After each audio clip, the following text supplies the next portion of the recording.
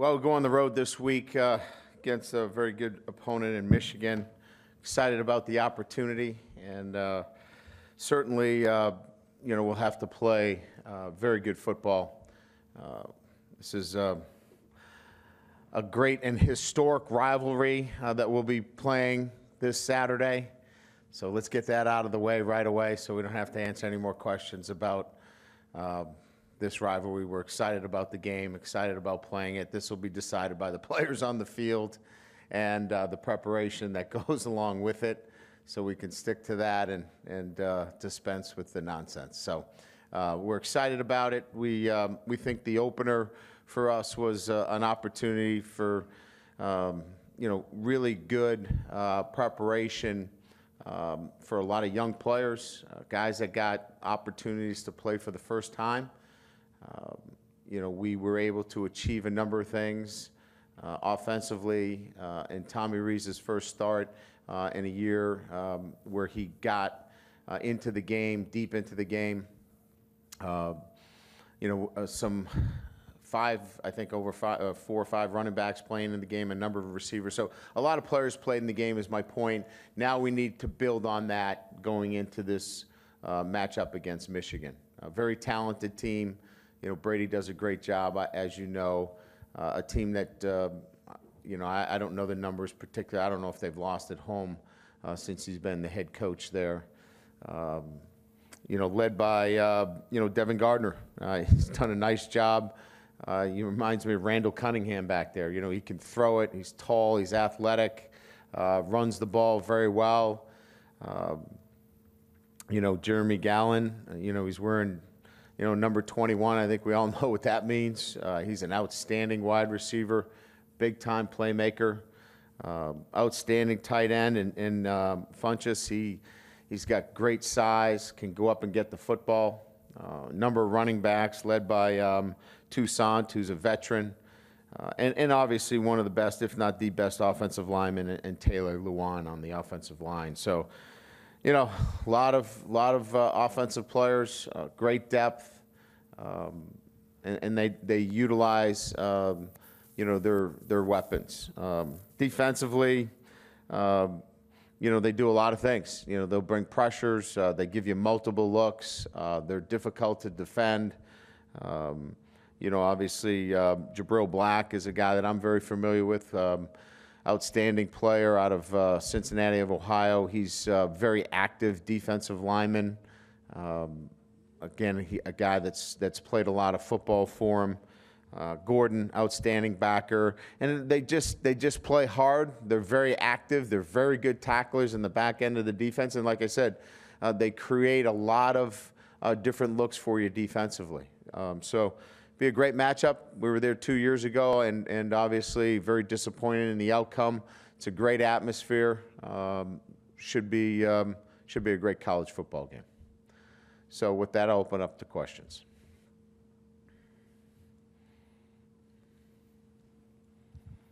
Coach Ever, 2 years ago, you held back some of your freshmen on their first trip at the Michigan Stadium because of the environment. With all the guys that played this week, is that a similar plan going in, or will they all get to see the field? I don't know that we held them back because of the environment. We didn't feel as though that they were at a point where they were ready to play. I mean, we've already shown that we've played 10 freshmen already. So they got their opportunity to play. We expect all those young men to play again. And quickly, DeVaris Daniels is still on track to be healthy again? Yeah, he'll practice today. Yep. Coach, curious when you're preparing for Lewan and so forth. Obviously, you've got a great tackle yourself with Zach Martin, but is it different because of his length, because of the kind of athlete he is? Is it a little bit different preparing for him than just simply going against Zach Martin? No, I don't think so. Certainly we're not going to be able to duplicate what he does during the week, relative to the demo squad. We just know that we're going to have to do a great job when you have him on the edge. They're going to try to run to his side, and they want to get the ball outside your defense. So we have to be really good on the edge. We have to do a great job of keeping the ball inside our defense. And so whoever's there has got to do a great job of making sure that they, can control the edge of the defense. And sometimes you have to scheme it to make sure that we do that. He's that kind of player. As you go into games with really 5 running backs, do you kind of go by feel in terms of trying to establish rhythm with those guys and who you're going to use and so forth? Well, we're still, obviously, we played 5 because we're still, trying to find out who that guy is. I mean, we're not at that point where, later in the year, last year, we knew when we were going to close out the game, Theo Riddick was in the ball game. And we're not there yet. We're still searching for that. And everybody is going to have an opportunity to show that that's their job. All of them are very versatile. They all can do the things that we're asking them to do. We're still searching for that guy to close out ball games. Having a chance to see Ronnie Stanley on film, how would you rate his debut? I thought he played like a first-time starter. He did some good things. I think he's going to benefit greatly from all the snaps that he took, but certainly he's going to have to play better for us. Zaire, did you get the blood work back yet for him? Yeah, he is not cleared to play. We don't know that he's going to play on Saturday based upon what we got today. Again, we're dealing with his spleen and whether that allows us to put him in competition. He'll be allowed to do some things cardiovascular, but right now he is not cleared for competition. And last thing from me, there's kind of been a national debate all of a sudden about maybe defenses flopping players, faking injuries to slow down high-tempo offenses. What's your thought about that? I think I got this question before. I don't think it's within the spirit of the game. And again, I look at it as, if we're going to legislate out certain parts of the game, I think it's going to do with, the safety of the game. Faking injuries is not part of, the sportsmanship of the game. If you can, I'll give you an example. Last year, Oregon played Stanford, right? 2 years leading up to that game, Stanford really struggled with the high-tempo, fast offense that Oregon ran against Stanford. Well, last year, Stanford figured out a way to get their calls in and play fast defense. And they caught up to that fast tempo offense. So I'm of the opinion that if you can do it on offense, you can do it on defense. Ryan, to your left, broader scheduling question, if I might. You've got the 5 ACC games, Yep. the 3 set games, I guess, USC, Stanford, Navy. Those other 4, how do you envision those setting up down the line in terms of quality, in terms of what strength needs to be in those other 4? Well, I think when you look at the 4, we're trying to obviously keep a national perspective on it. We want, program like, Michigan's coming off, but Texas is coming on. So I think you're going to be trading national profile programs for that. I think we're also looking at areas where our Shamrock Series can be touted or played, geographically, whether that be on the East Coast or in some areas that geographically make sense to us.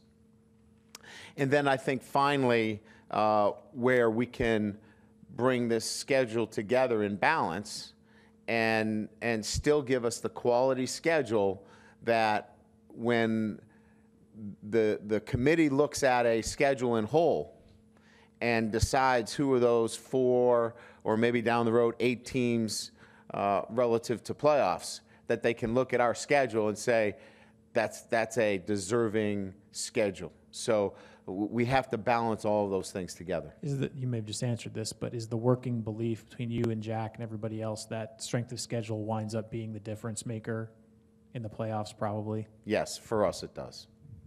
It does, yes. Coach, what are the particular challenges that a team with a fullback and a power offense is going to give to your linebackers compared to a spread team? Well, you know, we're built that way. You know, we're 250 at middle linebacker. We're not 225. You know, we're 250 at the drop, 250 at the cat. You know, we're 320. You know, we're a bigger physical football team. We prefer that kind of matchup. That doesn't mean it's going to be easier.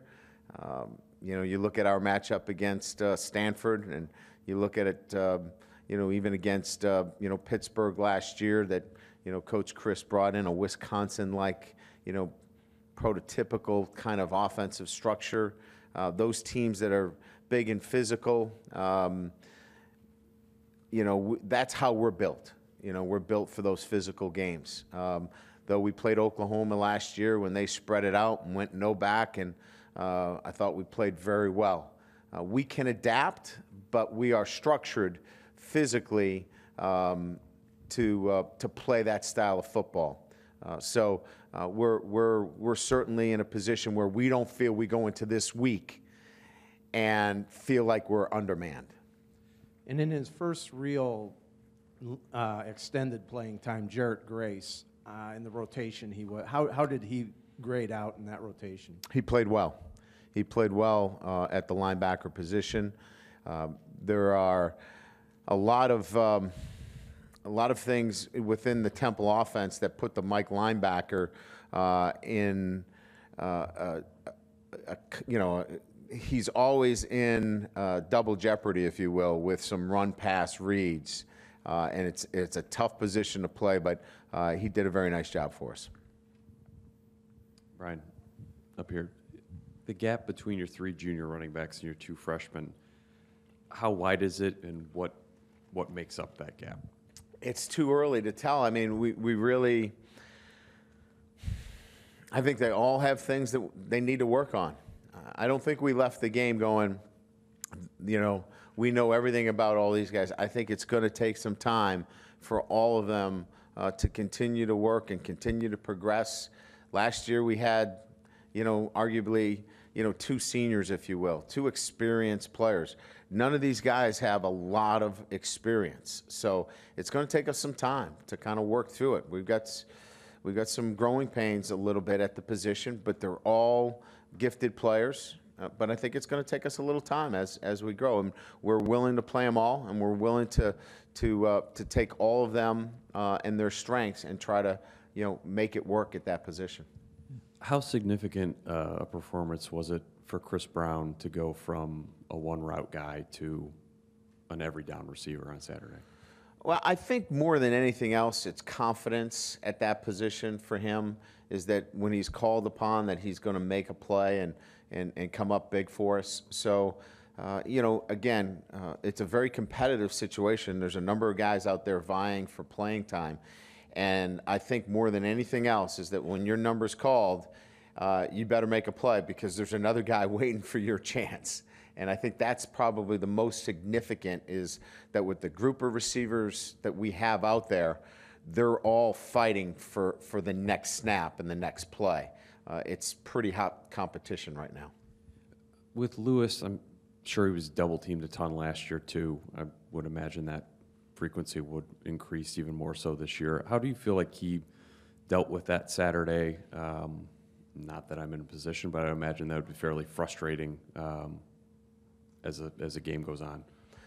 Yeah, you know, I think as a whole, defensively on the defensive line, you know, we would probably say, you know, we want to be a little bit more disciplined. You know, we want to play with better technique on a snap-to-snap basis. You know, I think a first game, we're going to see a big improvement from everybody. The effort was there. Lewis was on the field a lot more than he was last year. He was on the field for a lot of third down snaps. We asked him to do a lot more than he did last year. It was great meetings the last couple of days. I think we learned a lot, and I think our players were able to really take a lot from the game, and I think we're going to see some things on Saturday that they can really build off of this week. Whether it's you or Mike, I mean, do you go to him and say, hey, look, this is just how it's going to be. It's going to be 70% of the time, 2 out of every 3 snaps, you're going to be double teamed. You're just going to have to deal with it, or do you just? Oh yeah, there's constant conversations about what's going to happen in there. I mean, there was 3 guys on him, and we have to be recognizing that, and we've got to be able to put him in some positions, and we did, where we're trying to get him in single gap situations where he can, take a gap and go, and we've got to be able to do that for him as well. So, no, those conversations take place in the defensive staff room. Can you talk a little about the challenge Devin Gardner brings, especially compared to Robinson the past few years? Well, certainly, from a running standpoint, I don't know that we've ever played a guy like Robinson. I mean, just electric speed that he could, immediately go 80 yards. I can't remember a quarterback that I've coached against in my time that was that electric and dynamic. Having said that, throwing the football, Gardner throws the football with much more accuracy. He pushes the ball down the field very easily. And he certainly scrambles very well, keeps his eyes downfield, and is not afraid to run. So another dual threat quarterback that is going to be very, very difficult to defend. So, one year to the next, we have to defend another multi-dimensional quarterback. And T.J. Jones recently talked about how football maybe wasn't as high a priority as it should have been in his first couple of years, but this year that he thinks he's more focused than ever. Have you seen that, and how have you seen it? Well, he hadn't missed one practice. I think the want and desire to be the best is there every single day. His want to be on special teams and return punts, you can see that there's a passion to wanting to be the very, very best. As to why it wasn't there, young guys are still, figuring it out. But he clearly wants to be the best and I think leave a legacy here at Notre Dame. And I think he got off to a pretty good start on Saturday. And can you talk about your relationship with Brady Hoke, and have you had any conversations with him in the past year about the end of the series? We have not talked about it. Again, I think, people have made a lot of his comments. And look, he's talking to his alums, and I didn't take anything from it, really. I know Brady. He's never been one to, show disrespect to anybody or anything.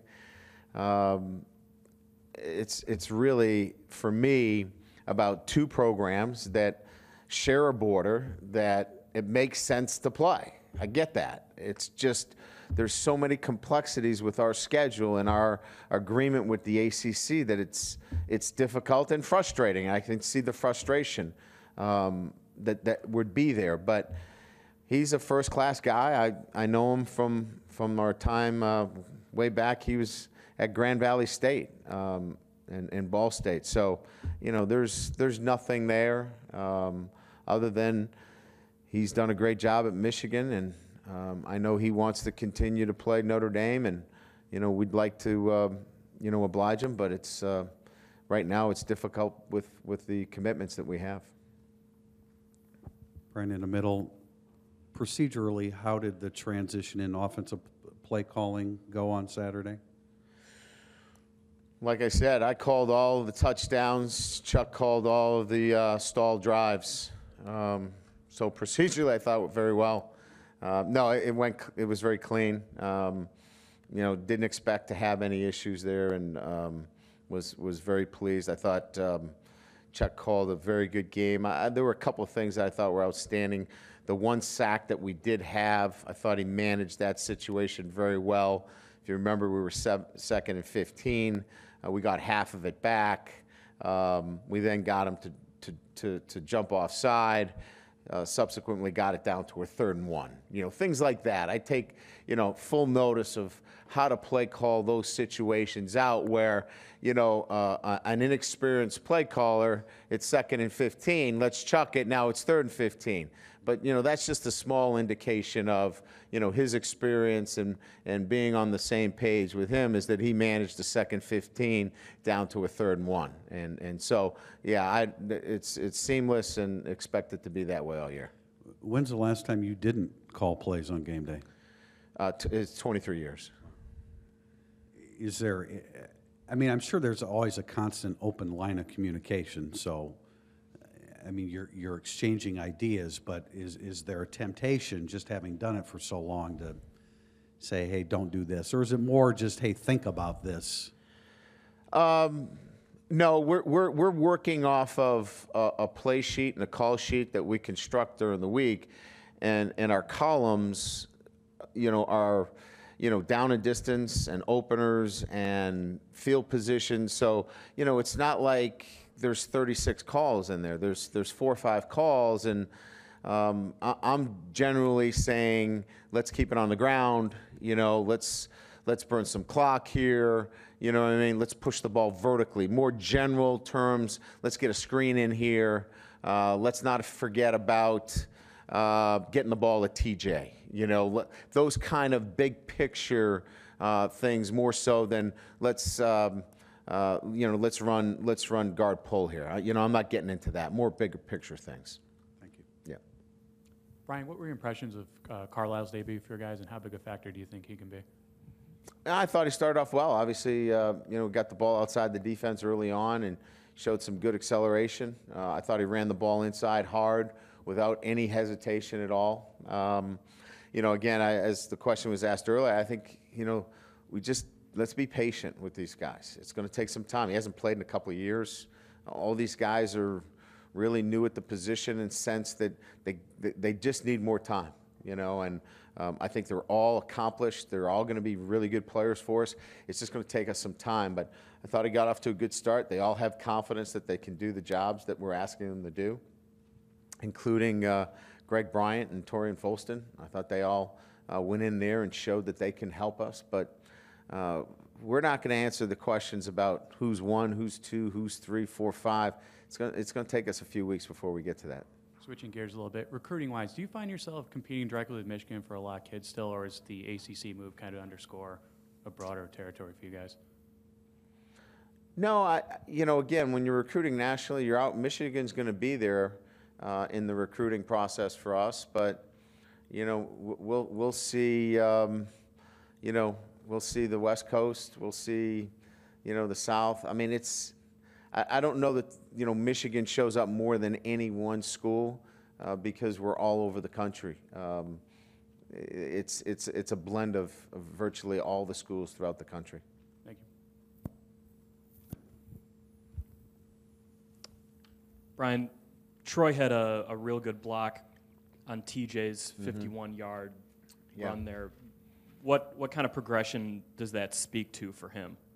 Well, what I like about what he did was, you know, he wasn't in line, so he wasn't attached. He was in space, and his progression for us was that, you know, his awareness in space blocking is a lot different than when you're in line. You can, and I want to be careful how I say this, but you can maul a little bit when you're in line there. You know what I mean? You can get hands-on, and, you know, as long as you're not outside the framework of the body, you might be able to, you know, kind of tug in there a little bit. In space, you have to be very careful. You have to have great hand placement, and I thought he did a very good job of utilizing his feet, his hands, his body, and that's a big step for a big kid like that to be effective in space. I thought he did a very nice job. And how big of an advantage is it to have Troy and Daniel Smith line up on the same side on that play. Those are pretty big guys out there. If I'm TJ Jones, I'm liking that. Those are two big bodies out there to give you a good chance to catch a football. Thanks.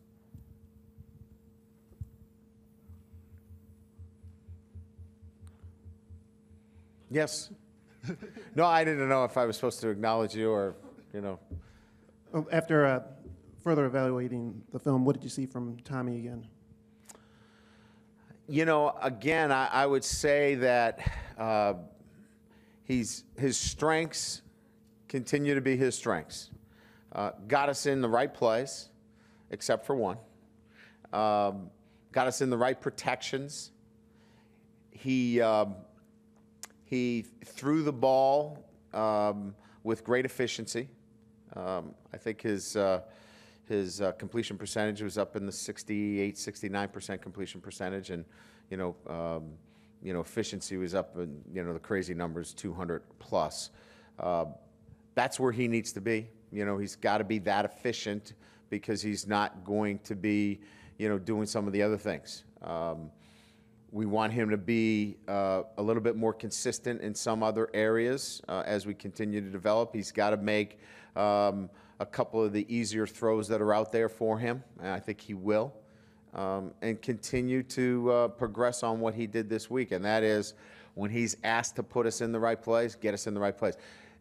Last year, we had too many throwaway downs where we didn't get in the right play and just had no chance for success on particular plays. We only had one of those on Saturday. Now, we got to turn those into points. We had over 200 yards in total offense in the second quarter and only were able to turn that into 7 points. Those numbers don't equate. So we got to put some more points on the board, and that's what he's going to be able to have to do for us. Brian, part of that is the field goal situation. Have you made a decision yet as to how you're going to handle that this week? Yeah, I think I made it pretty clear. We missed one kick on bad mechanics, and the other one on Kyle was really well struck. That was more on. We did not coach that up very well. Luke is a first-year holder, and he blocked off the path for Kyle on that. We were on the left hash. We're supposed to be open by 30 degrees with our shoulders for our holder, and we were closed shut, and he had no chance to have a clean path. So some of that is having a new group in there. So I'm not as concerned about that. We're going to continue to work through that. That's a process that we'll kind of take right up to each and every week. They'll continue to kick. I think I've made it pretty clear. We love the things that Brinza has done for us. But we're also concerned with all those jobs. And we've got two kids that will stay ready to help him if he needs help with those jobs. When you go onto the road in an atmosphere like this, how imperative is a quick start? It's important. There's no question. It's part of, what we talk about to winning football games, Getting off to a quick start, start strong is important. I think if you look at the last time we played there, we would like to have finished strong. We got off to a good start, but we didn't finish strong. So I think it's 4 quarters of winning for us is, get off to a fast start, attention to detail, great effort, and then finish strong.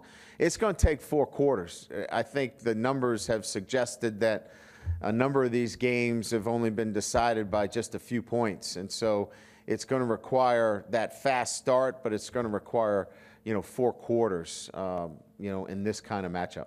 The last 2 times Notre Dame has played there, it has basically come down to the last play. And both times the Irish have come up short. I realize only one of those was on your watch, but you talk about finishing strong. How much does that game 2 years ago gnaw at you and your players? Well, anybody who was there will certainly remember it, but it doesn't do anything to affect the outcome of the game. I mean, the game will be affected by how you prepare this week and how you play on Saturday. So if that's motivation for them to prepare better, that's great.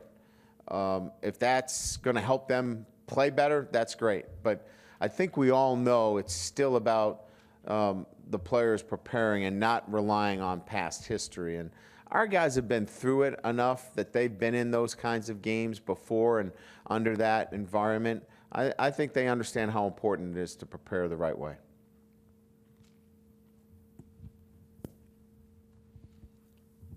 All right, let's see if we have some questions from the callers. And again, to our audience, it is star one if you'd like to ask a question. We do have Dave Guricki of the Detroit News.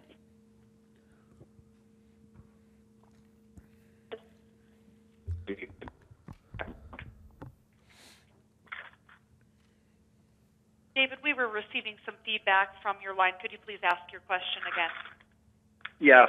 I'm just wondering how much will Tommy Rees' experience from getting the start there 2 years ago help this time around? Well, I think the noise in that stadium and just the atmosphere is definitely going to help him, because it is obviously an incredible atmosphere there. It's loud, the fans. It's a night game.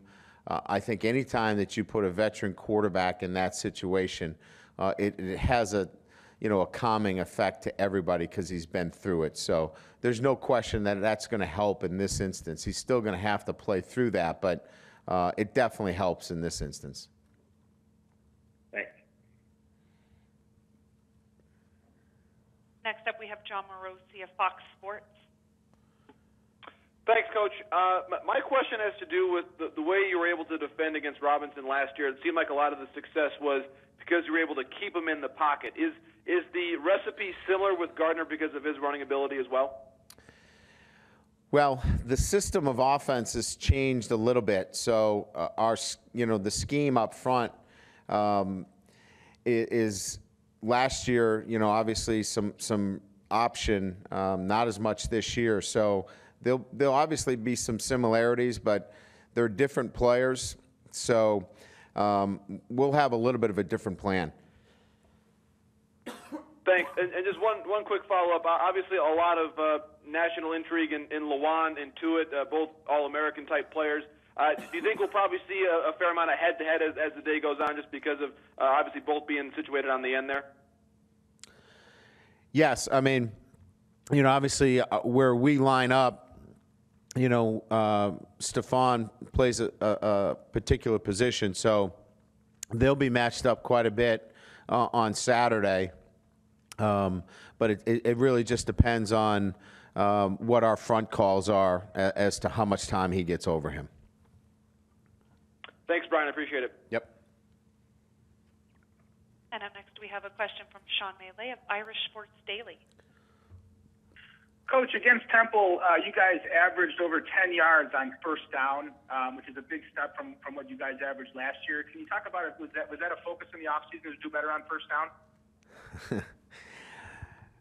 Well, a couple of things come to mind. Obviously, we had some big plays early on. I think the first play of the game was over 30. So those numbers kind of might be skewed a little bit, but I think we made it pretty clear that first and second down, and in particular throwing the ball on first down, we threw the ball on first down, which changed those numbers dramatically from last year to this year. We felt like it was important that we threw the ball this year on first and second down, and we'll continue to do that. Thanks, Coach. And there are no further questions from our telephone audience. All right, thanks everybody. We will see you tomorrow.